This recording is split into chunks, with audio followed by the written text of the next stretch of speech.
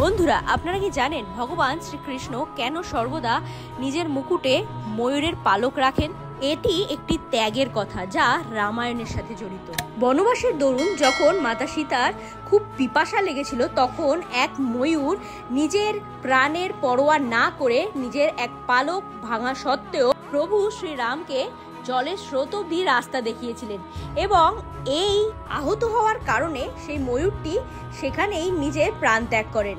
এই সময় তার প্রাণ ত্যাগের আগে ভগবান শ্রীরাম এই ময়ূরকে কথা দেন যে পরবর্তী জন্মে তিনি যখন শ্রীকৃষ্ণ রূপে অবতার নেবেন, তখন ময়ূরের এই পালকই সর্বদা তার মস্তকে এবং মুকুটে শোভা পাবে। তাই বন্ধুরা, সর্বদা ভগবান শ্রীকৃষ্ণের মুকুটে প্রেম এবং ত্যাগের প্রতীক রূপে এই ময়ূরের পালক শোভা পায়। ভিডিওটি ভালো লাগলে এবং ভগবান শ্রীকৃষ্ণের ভক্ত হয়ে থাকলে কমেন্ট বক্সে অবশ্যই লিখবেন জয় শ্রীকৃষ্ণ, রাধে রাধে। ভিডিওটি ভালো লাগলে একটি লাইক